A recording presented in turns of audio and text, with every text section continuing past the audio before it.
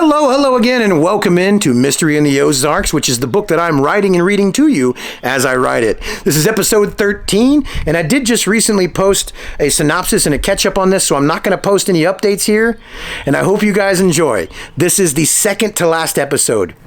We got one more after this. Enjoy! Oh, and really quick, today's video has a sponsor. It's BookBoomAlive.com. They handle all sorts of editing, book coaching, writing coaching, anything you can think of to do with the writing or author industry, they'll help you out. Go check them out. It's BookBoomAlive.com. And if you have any questions at all, feel free to send me a message. I'll help you out.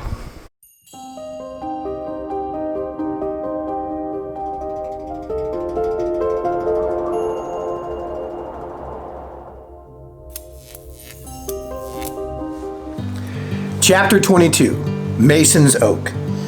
It's right down those stairs, Greg said as he pointed to the open staircase off to the right. The inside of the lodge is almost exactly what you might imagine. Old wooden fixtures everywhere, with some ornate gold and silver touches here and there. The main room was a big square with a small stage at one end and a set of 20 or so folding chairs out in front of it. The walls were a pale gold wooden panel, and around the room on the walls were photos of what looked like prominent people or times for the group. The floors were covered in a maroon carpet that had a gold-lined trim. To the right of where Greg pointed, a small staircase went down into what looked like a den of sorts. This is the main hall we use for meetings, Greg continued as he pointed around the square room they were standing in. The stage is used for presentations and official meetings, he continued as he walked through towards the stairs. Wow, this seems pretty old, Carol added as she looked more intently at the old architecture. It is, interjected Greg, a bit too excited. I'm sorry, Greg said, realizing this. I love the history of this place, but I don't get to share it that often. So please indulge me if you would. Yes, please, Carol replied with her own excitement. I love history. Well, great. So this building is pretty old. Ice maker. Sorry, you guys. Well, great. So this building is pretty old, and from what we know, it was built in the late 1880s, Greg continued.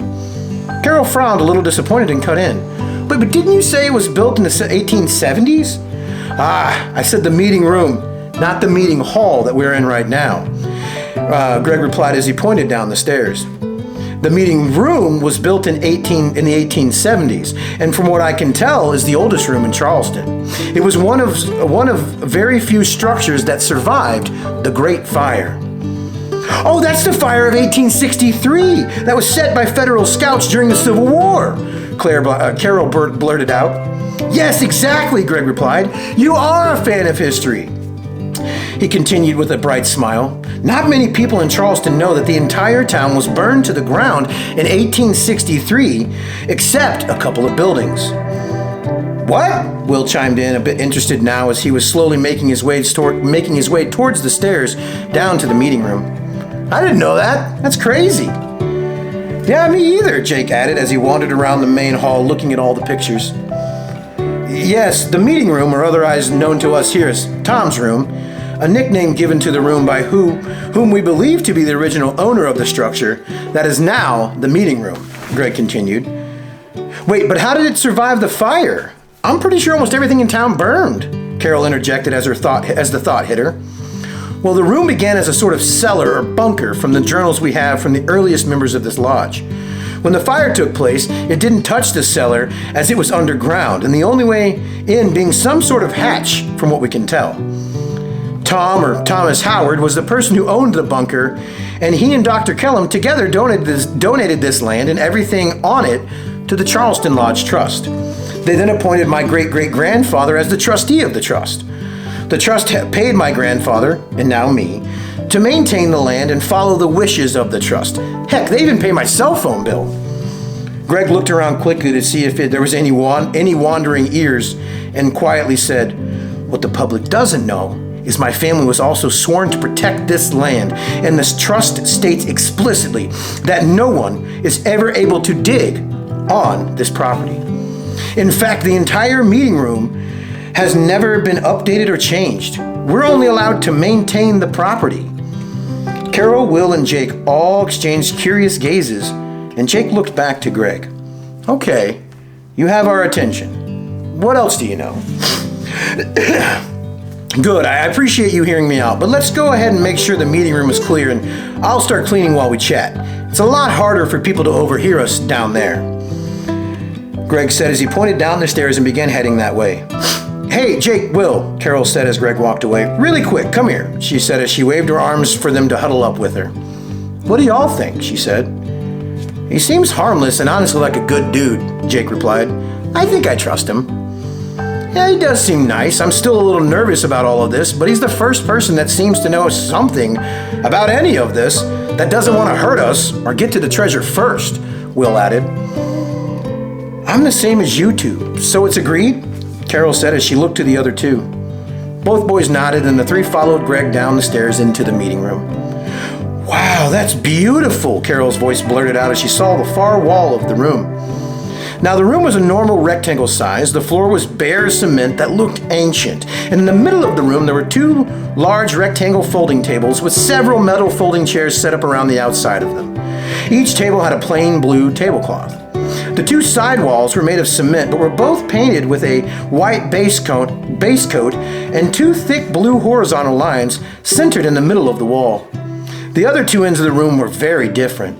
To the right of the entrance was another cement wall painted white, but this wall had a large stone fireplace in it that led into a stone chimney in the roof. It had a small wood fire burning in it. The fourth and other wall to the left of the entry was what took Carol's breath away. The entire wall was one massive mosaic. "Yep, it's pretty amazing," Greg said as he saw Carol noticing the artwork. What is it? It looks like a big tree," Carol replied as her eyes darted over the beautiful piece. The mosaic was made up of several pieces of small, shiny glass. It depicted what looked to be a massive tree that covered most of the wall. The pieces of glass that made up the leaves sparkled like emeralds, and the tree, even though it was made of darker colors, seemed to sparkle as well. This is one of my favorite things about this entire property. In the journal, it says Thomas paid a good friend of his to make this as a gift to the Masons here in Charleston. He named it Mason's Oak in honor of the Masonic Order. "Mason's Oak?" Carol blurted out. Jake and Will looked at her and then back to Greg. "Yeah, that's what I said. Why did that get such a big reaction, though? Is there something I don't know?" Greg replied. Carol and Will and Jake all quickly exchanged looks again, and seeing agreement in each other's eyes, Jake stepped forward. "Greg, our grandfather left us each a piece of a treasure hunt that we think is involving Jesse James and a treasure he and his gang may have buried. It started with us going out to Mulberry Mountain and finding a hidden message on a waterfall with a compass." "Which is one of the things our grandpa gave us," Will chimed in. "Yes, Grandpa gave me his journal, Carol a cipher, and Will the compass. We used the cipher and the compass to decode the message at the waterfall. Then it sent us to Constitution, Arkansas, which no longer exists and is where the Pig Trail liquor store is in Ozark," Carol added quickly. "Exactly. Which is where we found another message in the bottle that said, 'There's a traitor in our midst. This location is no longer safe.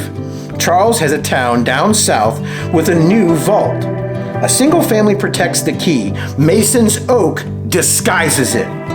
With these words, Greg's eyes lit up. "Wait, it said that?" Greg began excitedly. "I mean, I knew there was something going on here, and my family has rumored for years that we were actually protecting a massive treasure from Jesse James. There are so many ideas that Jesse was an actual Mason. Now, I wanted to wait to share this, but now seems right.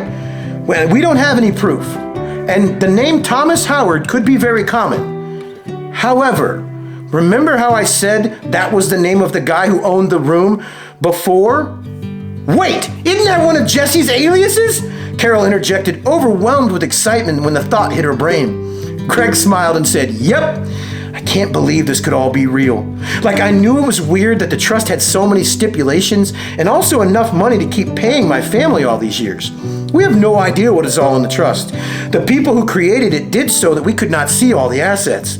We just used the money in the bank as needed for maintenance. I'm not even really sure where my paycheck comes from. It just says The Lodge on my stub. I'm so sorry I'm rambling, but I've never been able to tell anybody this, and now it's all seeming to be true." The four of them all stood still for a few seconds as the excitement and reality of all of this washed over them. "Okay, Greg, I do feel like we can trust you a little more now," Jake said as he looked to the other two to confirm. They both agreed. "Okay, so then what do we do next?" Jake continued. Well, you said that the message said that Mason's oak protects it. So something to do with that is my guess, Greg said as he pointed to the massive mosaic. Agreed, but what do we do with it? Carol said as she was already inspecting the wall for any kind of clues. They all remained quiet for a few minutes while they pondered this idea. Jake began to say something, then realized it wasn't a good idea and stopped. They all seemed a little stumped on what to do next. Will, who had been silent while his brain tried to process all of this, said, "Wait, what about the compass? It's helped us every other time, right?" The others smiled quickly and agreed as it was the best idea any of them had had. Will pulled the compass out of his pocket and held it up to the light. The compass shot light out onto the mosaic wall. Black symbols appeared on the white glass part of it. "There, I see the symbols!" Will yelled, excited with his own idea. "Wow, it's really real." Greg's words fell out of his mouth as he stared at the wall. "Looks like you're gonna need this, Greg!" Linda's shrill voice cut into the air from the stairs. They all turned to see Linda holding the cipher on the stairs with Trent right behind her. "No one takes another step without my direction," she threatened as she stepped into the room and moved towards the other end of the room near the fireplace. "Aren't you glad I didn't actually burn it now, Linda?" Trent said with some frustration in his voice as he joined her. How did you two find us?" Jake blurted out with some frustration. "It was easy. You parked both of your cars out in front of the Masonic Lodge building after we told you to stop snooping around. We saw your cars and stopped. The front door was open, so we let ourselves in and overheard the last little bit," Linda replied with a small sneer. "Now, you will all do as I say, and we won't have any issues." "Hey, you three get behind me now. You don't know the lengths these people are willing to go to," Greg said to the three cousins. Will, Jake, and Carol did not have to be told twice and quickly moved together and behind Greg. "Linda, you don't have to do this. We will do whatever you say, no question. Please just don't harm anyone. It's not needed. We will help you as long as you agree." "No, I'm tired of this. Call my parents, please. Go ahead. I've been wanting to be called anyways. Y'all don't scare me," Will blurted out in excited terror as he tried to step forward. Greg quickly stepped in front of Will and said, "Will, you don't understand. These two work for an organization that won't just call your parents. They have the power to completely destroy people's lives. It's a long story, but this is not my first run-in with them, and we need to take them very seriously, okay?" From the look in Greg's eye, he could see that Greg was serious. Will said, "Okay, it's just been a lot." And he stepped back. "Okay, that's better. It seems you all understand us now," Linda retorted. "Wait, you know them?" Carol asked as she looked at Greg with a little shock in her voice. "Oh, Greg knows me well." "High school sweethearts? Was that what they called us, Greg?" Linda replied with a smile. "Yes, it's true. Linda and I went to high school together. We dated until the end of our senior year. Our love for history and our items from history is what brought us together. But when we graduated, she moved off and I didn't hear from her until several years later. And it wasn't the most pleasant of interactions." "Oh, Greg, you never tell all the details. You and your little crew of archaeological do-gooders are trying to keep me and my company out of some Native American protected land.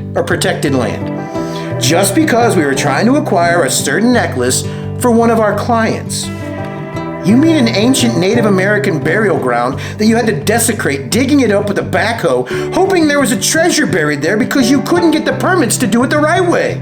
So you and your company went ahead and did it and threatened anyone who spoke a word that they would be, how did you put it? Removed from society?" Yeah, well, when you put it that way, it does sound a little worse. But it also proves the point that we are not to be messed with. So can we please move on from this?" Linda replied. Greg looked to the others and their eyes seemed to understand. So he turned back to Linda and said, "Fine. What would you like us to do?" "Well, I want that girl to do what she did the last time and tell me what all those symbols say, and very quickly," Linda snapped in a reply. Carol's eyes bulged with terror when she realized Linda was talking about her. "Get over here and tell me what it says," Linda continued as she waved Carol towards her end of the room. Carol left the end of the room with the mosaic and made her way to where Linda was next to the fireplace. Linda handed Carol the piece of leather that contains the cipher and snakily said, "Here, you do this right and be quick about it, okay?" Carol took the leather and looked at the mosaic wall and then back to the cipher. She looked to each of the people in the room and then finally back at Linda. "What are you looking at, you brat? Get to work," Linda said angrily. Carol smiled and turned and tossed the leather into the fire. It immediately began to catch fire and burn. "No, what did you do? Trent, do something," Linda screeched as she realized what Carol had done. Trent dove towards the fireplace trying to grab the leather before it was gone, but instead grabbed onto a hot coal. He howled and pulled his hand back in pain. "You idiot, keep trying," Linda yelled at him. "My hand is burned," Trent howled in reply, not wanting to go near that fire again. Linda turned back to the fireplace and could now see that there was no saving that piece of leather. Her face turned a shade of red only tomatoes would be proud of. Linda turned around and began to scream at Carol. A large amount of very angry and hurtful words left her lips. Carol ran back to the group and hid behind Greg. "You've done it now. I have no choice but to make you and your parents and your entire families miserable for the rest of your lives," she yelled in anger. Jake, Will, and Greg were all staring at Carol in shock at what she had just done, but were also worried about Linda blowing a gasket. "Hey, Linda, please calm down. She didn't know what she was doing. Please don't hurt anyone anymore." Greg began to plead with her. "No, Greg, no. I have been looking for this my entire life, and she decided to toss it into a fire. She will pay for this. You all will." Linda began, but her voice was cut off by the words, "Police! Nobody move! Stay where you are!" bellowed from a local police officer who was standing on the stairs. Carol, Will, Jake, and Greg all turned to see Tricia, the librarian, standing behind them on the stairs. "Okay, what's going on here? We received a call from Miss Tricia that there was some potentially foul play happening here. So everyone take a step back, calm down a little." Everyone in the room was silent, but you could see the nerves on Trent's face as the police officer walked down into the room. "Now, who is the owner of this building?" continued the officer as he walked. I am Greg Gunderson, and I'm the manager of the building," Greg replied. "Yes, officer, those two by the fireplace. Those are the two I called about. They were threatening my friends," Tricia said from behind the officer. Thank you, Miss Tricia. I'll take it from here." "So then, could you please tell me what is happening here?" the officer asked, addressing Greg. Yes, you can see. We caught these two breaking into the building.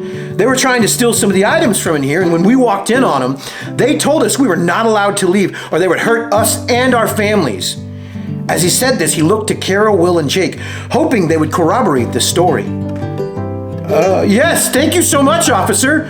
They were awful. They said they might hurt me if I didn't do what they said," Carol added as she caught on. Yeah, same for us," Jake and Will both added. "I'm pretty sure I have a surveillance video from the lobby where they first broke in, if that helps," Greg added. "I don't want to go back to jail," Trent hollered as he made a break for the stairs and the exit. "Sit down," said the officer as he grabbed Trent by the back of the shirt and yanked him to the ground. In one quick motion, the officer flipped Trent to his back and had him pinned to the ground with his arms behind his back. "I'm gonna need some help here with an arrest. Could you come on in here, buddy?" the officer said quickly to his partner on the radio. "Okay, I've seen enough, you two. You're both under arrest and we're gonna go down to the station for some questioning. And yes, if you could get us any video evidence, that would help immensely," the officer said to Greg while he put the handcuffs on Trent. Linda thought this was a great time to also try to make a run for it, and she sprinted towards the stairs. As she made it there, the other officer was walking down and she ran directly into him, bouncing backwards and tumbling to the ground. "Okay, well now we can absolutely add evading arrest to the list," the first officer said as he pulled the handcuffed Trent up off the ground. "Hey, can you cuff her for me and take her to the car, Phil?" the first officer asked the second one. Phil nodded in agreement and quickly popped cuffs onto Linda, who was still trying to regain her balance and stand back up. "You stupid kids, you have no idea what you're getting yourselves into," Linda shrieked as the cuffs went on. Phil began to read her rights as he shoved her up the stairs towards the car. Mr. Gunderson, was it?" he asked Greg, who nodded in response. "I'm going to take these two down to the stations and get things started, but we need to get a full statement from you. Would you be able to swing down later and give it and also bring that tape by?" Maybe wait a couple of hours while they're being booked. There's only a few of us at the station today, so no one will be able to take your statement until we're done with them." "I will be happy to do so, sir," Greg replied. "Okay, let's go," the officer said as he shoved Trent towards the stairs and the exit. "Thank you so much, Tricia. I'm not sure what or how or why you were here, but holy cow, what timing," Greg said as the officer left and they were all now alone in the meeting room. "Yes, thank you so much, Tricia," Carol said as she ran over to give her favorite librarian a hug. Yes, thank you, Tricia," said both Will and Jake in their own ways. "Okay, you're all most welcome," Tricia replied. I was leaving the library and I saw Carol's car out in front of the Masonic Lodge. She'd been looking for info on Jesse James and this area, and she also emailed me last night to see if there was anything in the library on the Singleton family history and the Masonic Lodge. I had found a couple books that I thought might have some info, so when I saw her car right here, I stopped to tell her really quickly. Then I saw the front door was wide open, and I heard people inside talking. When I walked into the main hall, I heard Greg's voice say something like, "We don't want any trouble and don't harm anyone." So I quietly walked over to the stairs to see what was going on, and that's when I heard her threaten y'all. I still have no idea what's going on, but you looked really scared, so I called the police. "Wow, that was very brave, Tricia. Thank you so much," Greg replied. "Yeah, well, thank you again, but even more thanks, someone could tell me what's actually going on here," she replied. "I mean, it's almost like you're on a treasure hunt. You bring me small pieces of a clue, ask for information to help, and then you leave. And then you come back with more info that seems to be connected. I know it sounds a little crazy, but my brain's just trying to make sense of all of this." The three treasure hunters and Greg all exchanged glances again, and they seemed to agree. Tricia deserves to know the truth. "Okay, first of all, you're not crazy. We are hunting treasure," Carol began. Tricia's eyes got so wide it probably hurt a little. "What? It's real?" Tricia blurted out excitedly. "Well, it's a long story, but this all started when our grandpa passed away," Carol began. You excited for the next chapter? It's gonna be a good one.